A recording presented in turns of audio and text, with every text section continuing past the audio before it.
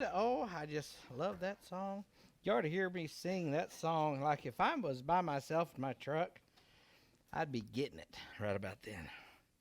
Does it ever like if you ever have a good song on radio, do you ever speed up? Like, do you ever go faster? Like you feel like you need to go faster?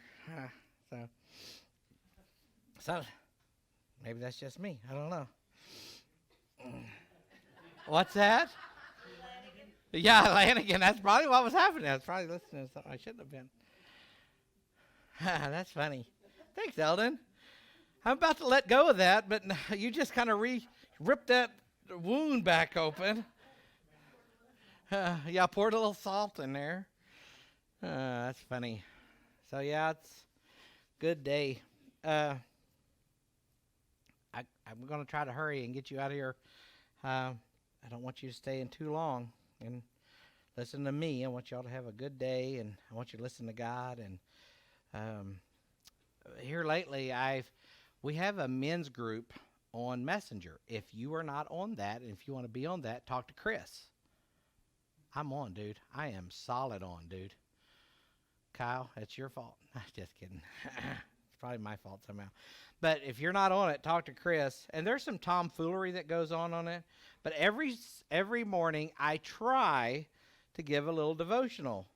And there's like 35 guys on this thing now. So it's kind of crazy. And I mean, it's like I'm witnessing to 35 or 34, 35 including me, people every day, and I think that's kind of cool. And it's weird that that wasn't always possible, before they had cell phones and stuff. So, anyways, it's kind of cool. But I wrote this devotional the other day. 2 Samuel, the first part of verse 2 Samuel 23:8, the very first part of it says this, and we got to talking about this Wednesday night, and it struck a chord with me. Eli likes these groovy Bible stories where there's like fighting and stuff, and they're tough guys, And y'all know the Bible's kind of rated. It would probably be rated probably pretty up in the R category if you made a whole video of the whole thing, because there's some pretty tough stuff, Like that whole Noah and the ark, everybody dies. I mean, everybody dies except for the people in that ark. And I mean, that's a pretty bad deal. And so, but we were talking about this, and some of the college-age kids were over at our house Wednesday night, and it was Chelsea. She's like, what Bible are y'all reading out of? Because we started telling her some of these stories. Like, I guess she'd forgotten them or hadn't heard of them. But there's some tough stuff in there. But 2 Samuel 23:8, and you should read this whole chapter sometime.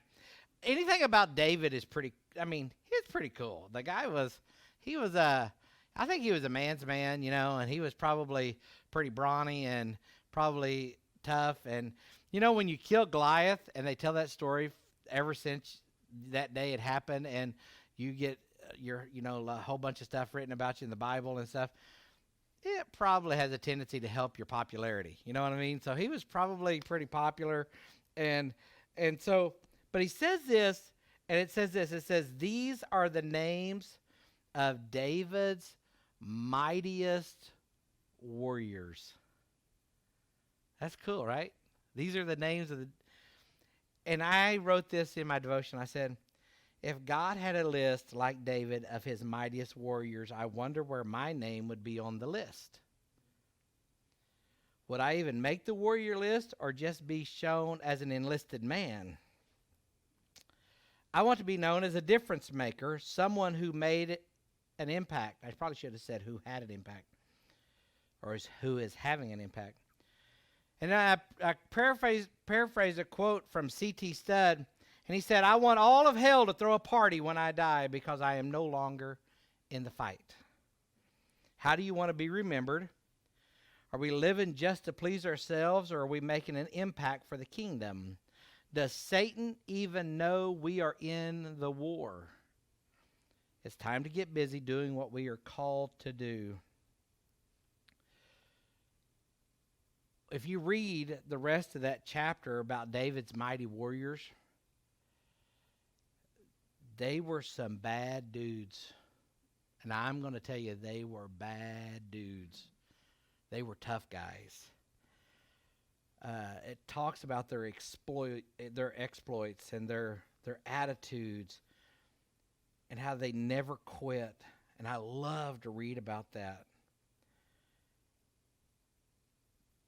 There's this one of the mighty warriors said he stood in a field of beans, and all of the rest of his army left, and I think it was him and David, and they literally stood there in that field, and Philistines were just coming at them, and they just sat there and slaughtered them. Just stood. That's superhero stuff. That's like Marvel. That's your first superheroes right there. And they were empowered by God. I think everyone loves a superhero story, especially when the superhero monkey slaps the villain. That's always a good part of those movies, you know. Yeah, I got it. Always had this urge to do something big for God. Have y'all ever had an urge to do something big and great? I always wanted to. It would be great to be counted as one of God's mighty warriors. Here's the thing. But God is the might. He's the one that is all the strength. He has that taken care of on all his own. He doesn't need our strength. You get that? I want to be mighty, but God needs me to just be Kevin, and he's got the might thing all sewed up on his own. And here's the thing. I think we get caught up in the big stuff so much that we miss maybe why we're here, and it's the little stuff. Do you know a chain of little things can add up to a big thing? Listen to this. Ralph Waldo Emerson said this: if a man can write a better book, preach a better sermon, or make a better mousetrap than his neighbors, though he builds his house in the woods, the world will make a beaten path to his door. It doesn't matter what you're building. A mousetrap isn't a big deal until you have a mouse that needs killing. And then a mousetrap becomes a real big deal. Our contributions may seem small, but God is in the business of using small things to have massive impacts. There's some things in the Bible, there's some little stories about people that used something small or did something small, and it had big consequences. Judges 15:15. We're talking all this tough guy stuff. It must be Super Bowl day or something. Remember Samson? It said in Judges 15:15, then he found the jawbone of a recently killed donkey. He picked it up and killed 1,000 Philistines with it. A jawbone's not a very big thing. But in the hands of the right person, a jawbone becomes pretty big when God's putting the power behind it. Listen to this. In 1 Samuel 17:40, going back to David, he picked up 5 smooth stones from a stream and put them into his shepherd's bag. Then, armed with only his shepherd's staff and sling, he started across the valley to fight the Philistine. Small stones, not a big deal, but it became a big deal when he did something that was totally off the radar of anybody else that think he could do something like that. Remember the old prophet that they were having a famine in the land, and he went to the widow's house, and the widow told him he wanted to get something to eat. And she said, hey, I don't have anything to eat. I'm making this last little cake for my son and I. And after we eat that, we're just going to die. Remember that? Listen to what he said. But she said, I swear by the Lord your God that I don't have a single piece of bread in the house. And I have only a handful of flour left in the jar and a little cooking oil in the bottom of the jug. I just was gathering a few sticks to cook this last meal, and then my son and I will die. And what did the old prophet say? He said, make me something first. And she had faith, and she did that.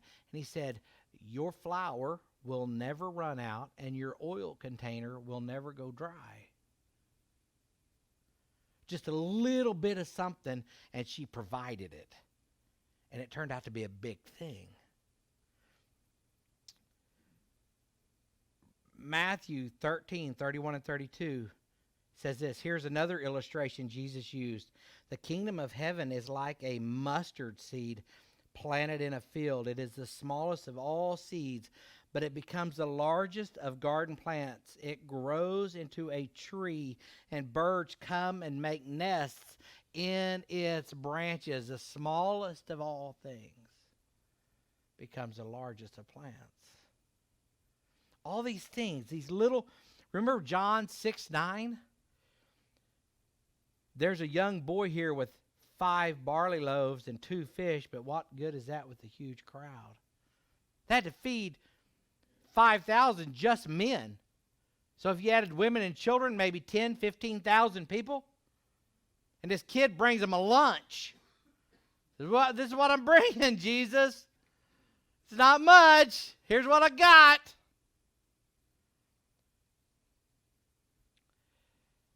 Some of the things and situations didn't have much potential for good, but in the right hands, in the right conditions, empowered by God, they made a giant difference.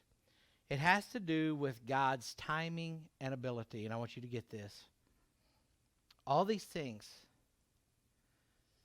See, I feel like that I have to do I've got to do this. It's on me, and it's not. My sermon's got to be the best. Our church has got to be just right. Everything's got to. When I start doing that, I take the God aspect out of things, and I put it all on me. Sometimes we may feel like nobody even notices us. Sometimes we aren't having an impact, it feels like. We just keep going through the motions. There's a guy by the name of James Armistead, and he was a slave before the Revolutionary War. And sometimes we don't realize, we just go through our day, and we don't realize what kind of an impact we have. James Armistead, his master let him join Lafayette's army. And he was a slave. So his master is fighting for the colonists, or was wanting the colonists to win, so he's enlisted his slave. And old Armistead goes up and he goes, hey, I want to be Lafayette's servant.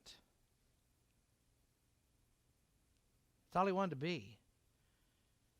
I wonder why he wanted to be his servant. Kid in my social studies class hit the nail right on the head, I think, on this. He's signing him up to put him in the war, and he goes up and he goes, hey, I just want to be Lafayette, the leader. I just want to be his servant. He's one of the commanders of these armies. Simple. I guarantee you it's because that's all he knew. He was probably a servant from day one. It's all he knew. He's thinking, you know what? I don't know much, but I can serve the one that's making all the big plans. I can be that person. So he goes one day from being a slave to volunteering to be this guy's servant, and then that guy looks at him and sees something in Armistead, and he goes, hey, you know what? I think you'd be better served if you were a spy for us. This is a great story. So Armistead went to the camp of General Lord Charles Cornwallis. one of the main leaders of the army of Great Britain. He's a spy for the colonists. He goes straight to one of the main people, and guess what General Cornwallis made him? A spy for the British Army. This dude's a double agent. One day he's a slave, not getting to make his own choice, and now this guy is a major player in the Revolutionary War where the United States won its independence. I guarantee you he didn't go to bed that night going, hey, tomorrow's going to be a big day. I'm going to get signed up to be one of the people that are fighting for the colonists, and I'm going to become a double spy, and I'm going to be in the middle of some of the biggest stuff going on.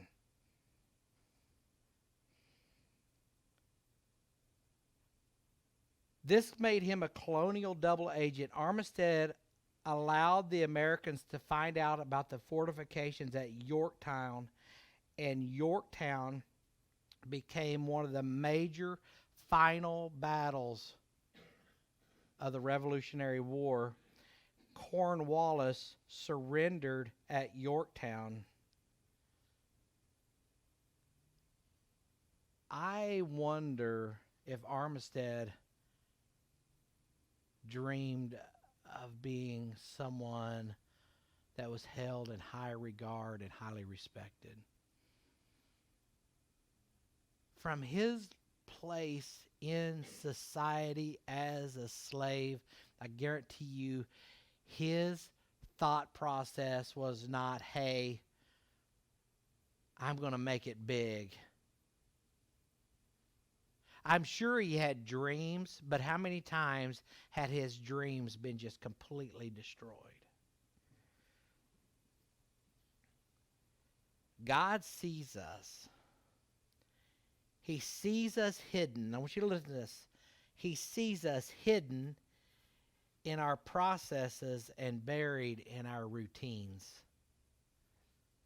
God sees us hidden in our processes and buried in our routines. It may not even be by choice. We're just doing what we're supposed to do.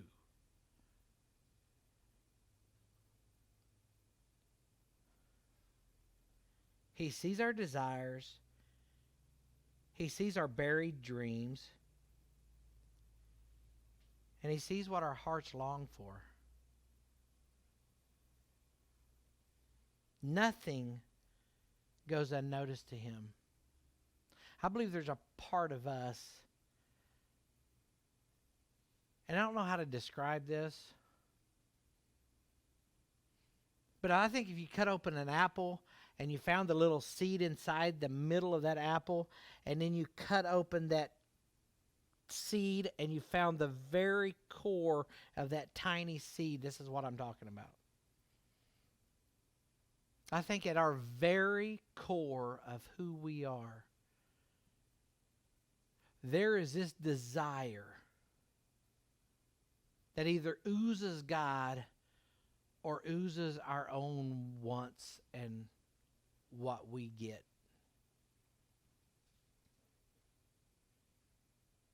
And I think God looks at that. And I think that very core of who we are, God understands. See, nothing goes unnoticed to him. And at the right time, God will give the increase. Isaiah 60:22 says this, the smallest family will become 1,000 people, and the tiniest group will become a mighty nation. At the right time, I, the Lord God, I, the Lord, will make it happen. He takes the smallest things and creates the biggest impact.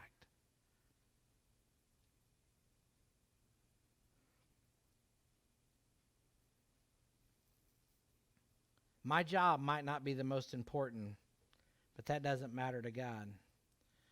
God wants us to do the task at hand. If it's building mousetraps, build the better mousetrap. And do it like we are working for Him. Whatever we do, we're supposed to do it with all of our heart. Dr. Martin Luther King, it was just his celebration or his holiday just last week, and we were watching some stuff about Dr. King, and he said this. This is a quote from Dr. King. He says, "If a man is called to be a street sweeper, he should sweep streets even as Michelangelo painted, or Beethoven composed music, or Shakespeare wrote poetry. He should sweep streets so well that all the hosts of heaven and earth will pause to say, 'Here lived a great street sweeper who did his job well.'" I like that. I may not be a double agent. I may not kill 1,000 bad guys with a jawbone of a donkey. I may not win 1,000 souls to Christ, but in due time, by God's power, I can have an impact. Big or small, no matter the job, God has a job for me. And I don't have to dream about being the big. I don't have to dream about preaching to the masses. I don't have to do all of that stuff. If it happened, great. But you know what? If I was preaching to 5,000 people one day and I got to thinking that I was something, I guarantee you I would be worthless to God.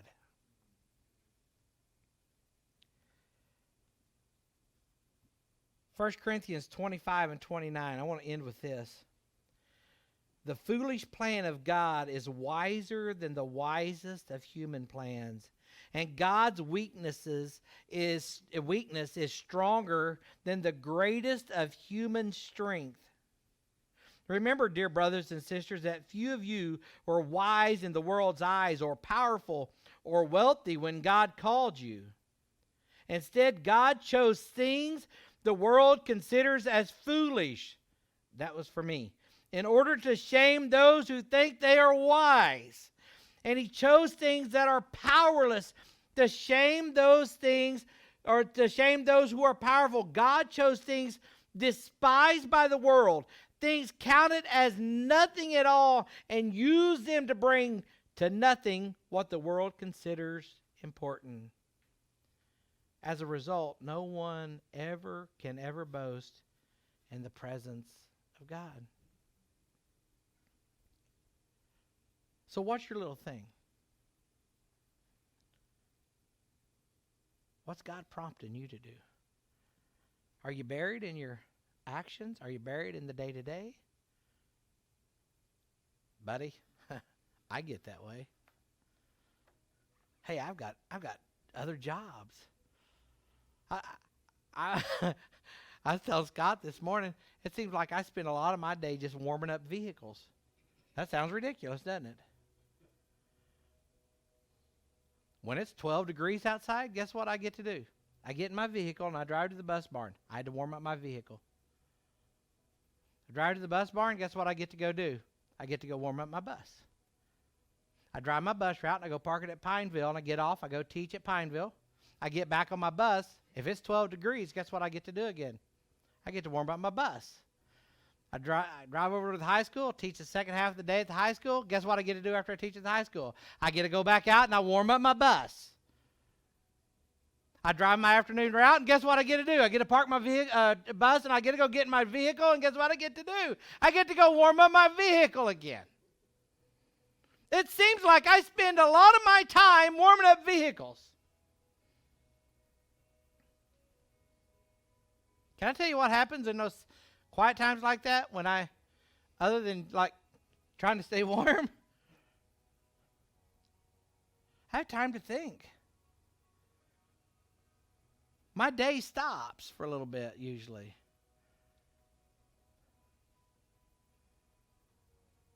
I can spend more time asking God to bless that day than just going through the motion of warming up a vehicle.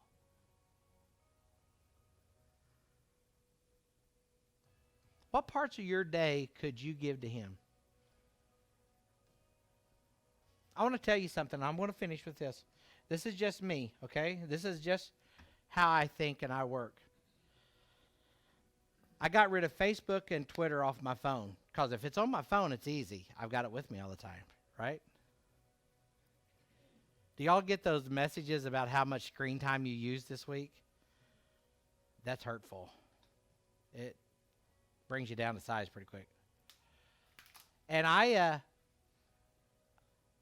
deleted them, and if I don't have them, I don't go to them, right? And if I have time to read my Twitter on my phone, I could probably read 10 Bible verses. I could probably sit there and pray. I could probably do something, right? That's beneficial. But this is what happens. We have this new program at school. It's a wellness program, and they want you to take a picture doing certain things like, hey, this month you will get put in for a drawing if you post yourself drinking water or eating vegetables or yada, yada, yada. I'm like, well, I need my Twitter account back on my phone.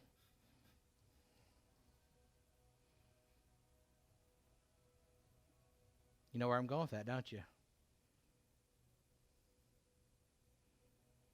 Once a month justified me having my Twitter account back on the phone. Guarantee you I've done that maybe twice all year. And I have spent hours killing time. And then I always look around and people go, oh man, I'm busy, dude. You have no, I'm busy. But I've also got a bunch of downtime. See how we justify things? And like I try to figure, God just wants us to use our little stuff, man, and plug it in. And he's like going, okay, you give me these little parts, and you give me these little actions, and you give me these little things, and you give me these little desires. And man, I can make a giant mountain out of them. I can do something that's valuable.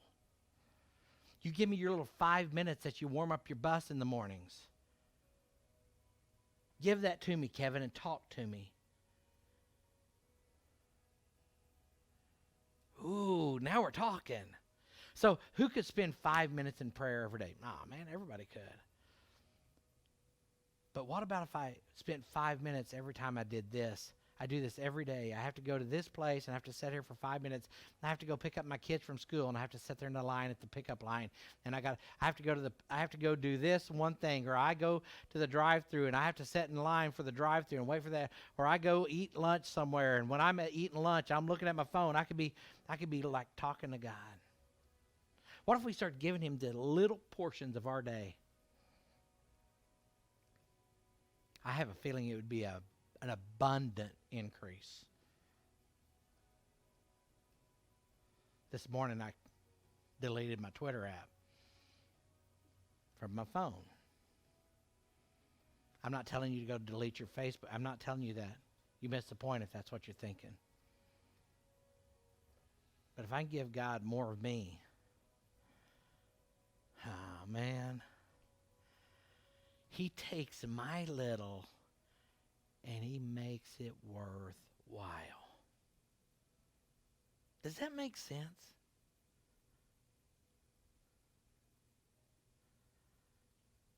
Guys, you don't have to change the world.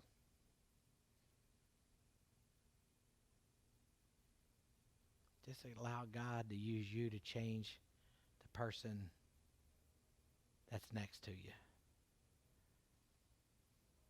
Man. All of a sudden, those little bitty encounters, they start becoming massive to God.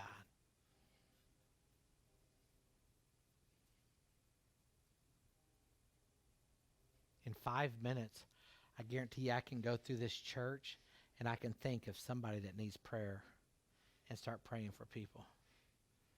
Do you ever feel like when you go to pray that your prayer list is so ginormous you don't even have, like, God, I don't even know where to start?